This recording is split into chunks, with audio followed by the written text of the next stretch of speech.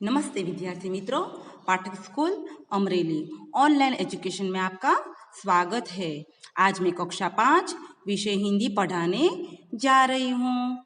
और हिंदी में आज मेरा पीरियड है, मेरा तास है छठा।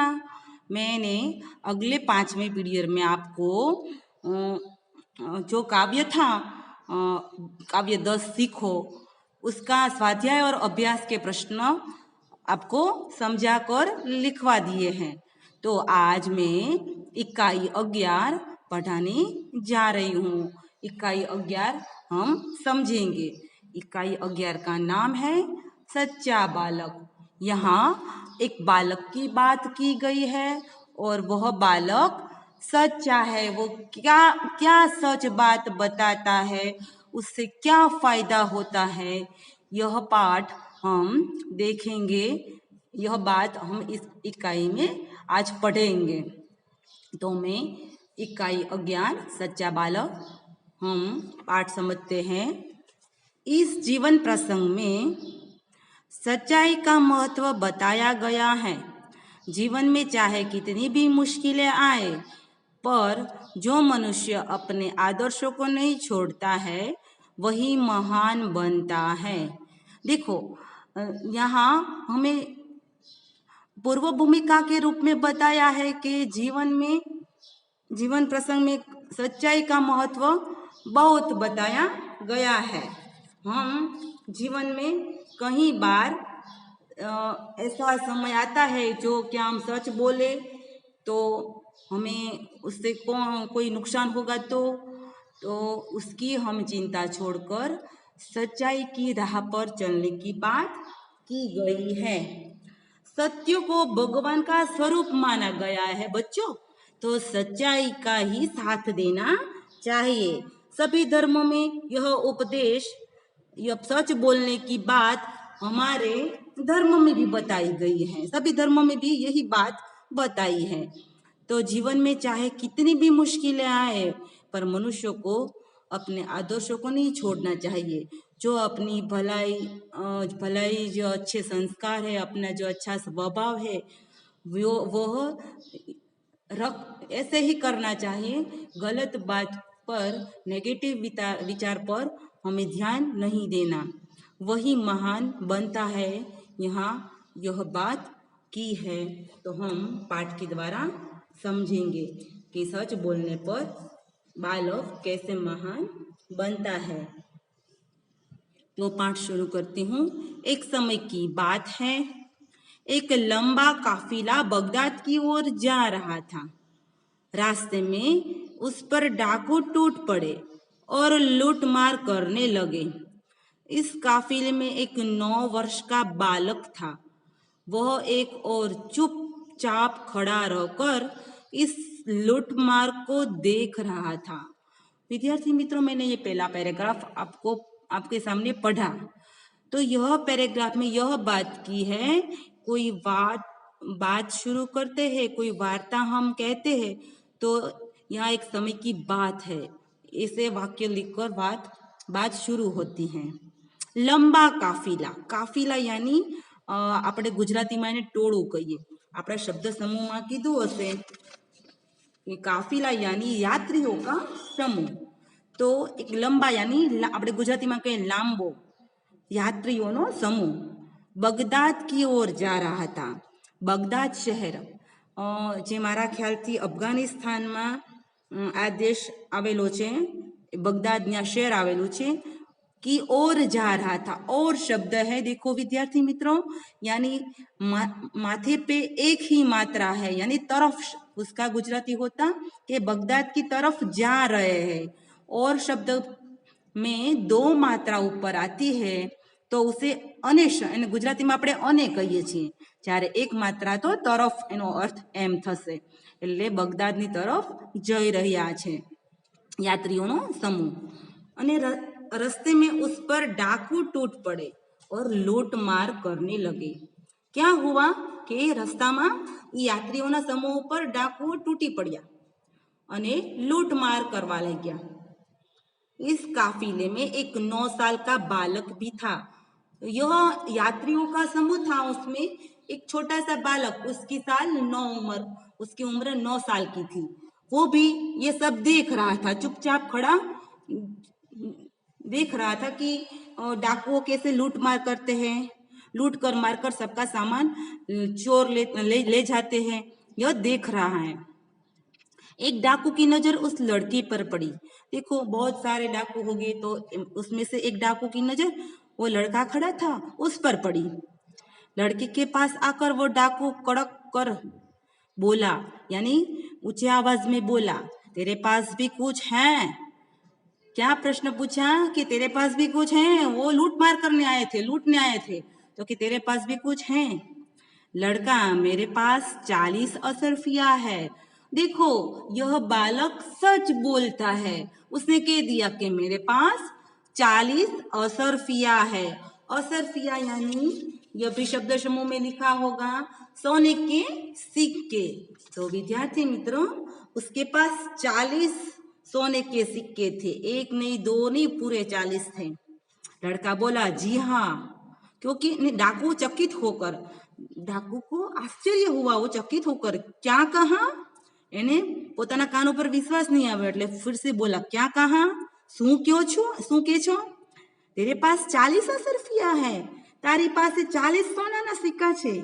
लड़का, जी हाँ। छोकरो बोले छे के हाँ।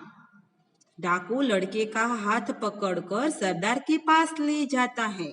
देखो डाकू अब ये लड़के को पकड़कर डाकुओं का सरदार, जो बड़ा डाकुओं में सबसे बड़ा व्यक्ति हो ना, उसे डाकुओं का सरदार कहते हैं, उसके पास ये लड़के को ले गए। उसने अपने सरदार से कहा, यह लड़का अपने पास 40 असरफिया बताता है। तो सरदार ने कहा, वो डाकू था, वो उसने सरदार के साथ बातचीत की कि लड़के बताता है कि मेरे पास 40 असरफिया है। सरदार अब लड़की के साथ बातचीत करता है, लड़के से, तेरी असरफिया कहाँ है? वो पूछता है, तेरे पास 40 असरफिया है तो वो कहाँ है? लड़के ने अपनी सदरी को फाड़कर इसमें छिपी असरफिया निकाली। देखो लड़के ने क्या किया, उसने ये असरफिया बता दी। अपनी सदरी, जो उसने पहना हुआ था ना जो कपड़ा, उसको सदरी कहते हैं। तो जाकेट, આપણે ગુજરાતીમાં એનો અર્થ કરશું આપણે સદરી એટલે જાકેટ, અને जाकेट में फाड़कर उसमें जो अस्तर होता है वो सदरी के पीछे, जो जाकेट के नीचे सिले हुए कपड़े के भीतर, वही भीतर की तरह, उसे अस्तर कहते हैं, भीतर की तह। હિન્દીમાં આપણે ગુજરાતીમાં એને अस्तर કહીએ કે કપડાની નીચે જે પાતળું કવર હોય ને એને अस्तर કહીએ આપણે, એ भीतर की तह उसे अस्तर कहते हैं। तो उसमें असरफिया रखी थी, तो वो अस्तर फाड़ दिया, यानी सदरी को फाड़ कर उसमें से छुपी असरफिया निकाली। वो छुपाई हुई थी ना पीछे, वस्त्र के पीछे, वो असरफिया निकाली। उन्हें सरदार के सामने रखते हुए कहा, यह देखो। देखो डाकुओं का जो सरदार था उसके सामने रखते हुए कहा, यह देखो, यह मेरे पास असरफिया है। विद्यार्थी मित्रों, यह सच्चा बालक जो इकाई है वो नाटक के तौर पर यहाँ लिखी गई है। जो पाठ है वो संवाद के रूप में यहाँ है। डाकू बोलता है, लड़का जवाब देता है, फिर डाकू सवाल करता है, फिर लड़का जवाब देता है। तो ये नाटक के तौर पर भी हम यह पाठ को पढ़ सकते हैं और समझ सकते हैं। बराबर है। आगे मैं बताती हूँ। सदरी को फाड़कर बालक ने असरफिया 40 असरफिया बताई। तो सरदार ने कहा लड़के से, तेरी असरफिया कहाँ है? सॉरी, मैं यह वाक्य पढ़ गई हूँ, दूसरी बार कह देती हूँ। लड़के ने अपनी सदरी को फाड़कर उसमें छिपी असरफिया निकाली, उन्हें सरदार के सामने रखते हुए कहा, ये देखो। और सरदार ने असरफिया मांगी तो लड़के ने बता दी। फिर सरदार आश्चर्य यानी अचरज में पड़ गया। लड़के, उद्गार में कहते हैं, लड़के, असरफिया को इस प्रकार से रखने का उपाय तुम्हें किसने बताया? उसको નવાઈ લાગે, આપણે ગુજરાતીમાં કહીએ નવાઈ લાગે કોને? ડાકુઓના સરદારને. અને પછી એને છોકરાને પૂછે છે, બાળકને પૂછે છે કે આવી રીતે સોનાના સિક્કા तुम्हें किसने बताया, तने कोने बताया अभी रीते संताड़वानु? लड़का जवाब देता है, लड़का कहता है मेरी माँ ने उनको सदरी के अस्तर में सी दिया था। लड़का बताता है मेरी माँ ने कि सदरी के अस्तर में, सदरी के पीछे जो भीतर की तह में जो कपड़ा है उसमें ये 40 अशरफिया सी दी थी डालकर, जिसने किसी को पता न चले, किसी को पता न चले इस तरह जैकेट में यह पॉकेट जैसा बनाकर उसमें डाल दिया था। सरदार, तो तूने अशरफिया का पता हमें क्यों बता दिया? अब दूसरा सवाल सरदार पूछता है, तो तूने क्यों हमें अशरफियों का पता बता दिया? तेरी माँ ने किसी को पता न चले इसलिए छुपा कर रखा था, तो तूने क्यों बता दिया? देखो लड़का क्या जवाब देता है, मैं झूठ कैसे बोलता? मेरी माँ ने कहा था बेटा सदैव सच बोलना, झूठ बोलना पाप है। देखो विद्यार्थी मित्रों, जो संस्कार है वो अपने घर के वो यहाँ अपने भीतर अपने आप में दिखाई देते हैं, बाहर झलक ही आते हैं। तो इस तरह उसने उसके घर में उसकी माँ ने उसे सिखाया था कि कभी झूठ नहीं बोलना बेटा, सदैव सच बोलना। तो वो आज भी संकट के समय में भी आज वो सच ही बोला, झूठ नहीं बोला, क्योंकि झूठ बोलना भगवान को नापसंद है, वो पाप कहलाता है। यह बात अच्छी तरह से बालक समझता था। डाकू सरदार डाकू से कहता है, यह छोटा बच्चा अपनी माँ का इतना कहाँ मानता है कि ऐसे संकट में भी झूठ नहीं बोलता। हम लोग बड़े होकर भी ईश्वर के बताए नेक रास्ते पर नहीं चलते और लूट मार करते रहते हैं। देखो विद्यार्थी मित्रों, बहुत अच्छी बात समझ में आ गई सरदार के डाकुओं को। वो कहते हैं, सरदार जो बड़ा होता है डाकुओं का सबसे बड़ा डाकू, वो सरदार वो अपने डाकुओं की टोली है उसको सबको बुलाकर कहता है कि यह छोटा सा बच्चा देखो कितनी अच्छी बात कह गया, छोटा बच्चा अपनी माँ का इतना कहाँ मानता है। उसकी माँ ने एक बार कहा कि सदैव सच बोलना, संकट में भी झूठ नहीं बोलना। तो हम लोग बड़े होकर भी ये ईश्वर के बताए हुए नेक रास्ता यानी अच्छे विचार, ये रूढ़ि प्रयोग में आएगा। मैं आपको विद्यार्थी मित्रों स्वाध्याय और अभ्यास लिखाऊंगी, तब ये रूढ़ि प्रयोग भी लिखाऊंगी। तो ईश्वर के बताए हुए अच्छे रास्ते पर नहीं चलते, हम बड़े होते समझदार होकर हम छोटे बच्चे जैसी बुद्धि हम नहीं रखते, लूट मार करते रहते हैं, हम लूटफाट करते हैं, चोरी करते हैं। सब डाकुओं, सरदार बात तो ठीक है, और सब डाकुओं सरदार को कहते हैं कि यह बात आपकी सच है। सरदार डाकुओं से फिर सरदार बोला, डाकुओं का सरदार फिर डाकुओं से बोला, क्या कहा? उनका लूटा हुआ सामान उन्हें वापस कर दो। देखो उसका हृदय परिवर्तन हो गया।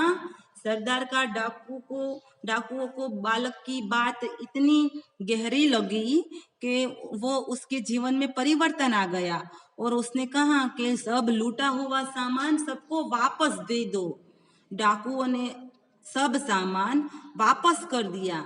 सब डाकुओं ने किसी ना किसी का कुछ ना कुछ लूटा था वो सब वापस कर दिया और आगे कभी लूट मार न करने की प्रतिज्ञा की।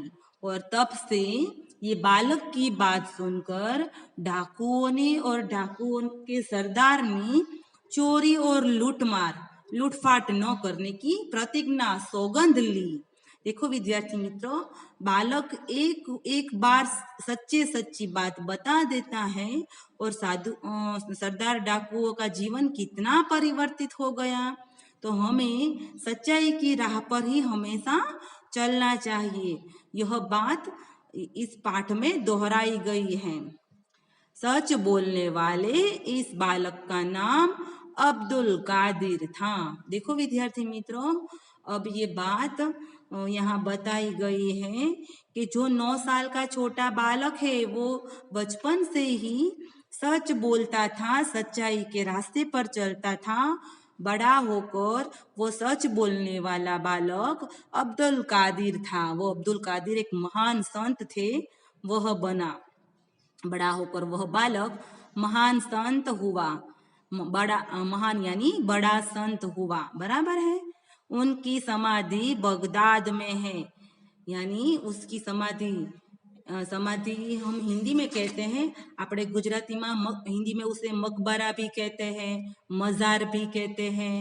तो मैंने शब्दार्थ में देखा समाधि यानी मकबरा, तो ગુજરાતીમાં આપણે એને કબર કહીએ છીએ। તો એની બગદાદ શહેરમાં એની કબર છે। वहाँ प्रत्येक वर्ष बड़ी संख्या में लोग दर्शन के लिए आते हैं। विद्यार्थी मित्र देखो, यह लड़का बड़ा होकर एक महान संत बना और उसकी समाधि बगदाद शहर में है और वहाँ प्रत्येक वर्ष बड़ी संख्या में लोग दर्शन के लिए आते हैं। वो संत पूजनीय बन गए। छोटा बालक पहले से ही सच्चाई की राह पर चलता था, धर्म की राह पर चलता था। बड़ा होकर संत हुआ और उसने छोटी उम्र में 9 साल की उम्र में ही डाकुओं को, जो बुरे व्यक्ति थे, उसके जीवन को भी परिवर्तित कर दिया था। ऐसे लड़का अब्दुल कादिर कहलाता है। तो यह बात आपको पाठ में समझ में आ गई होगी। यह बहुत सुंदर पाठ है, छोटा सा पाठ है, पर लड़का 9 साल का और डाकुओं के सरदार के बातचीत प्रश्न के तौर पर आपको पूछे जाते तो आपको प्रश्न के उत्तर अब आने चाहिए। आपको होमवर्क में यह पाठ एक बार शांति से पढ़ लेना है। नमस्ते विद्यार्थी मित्रों।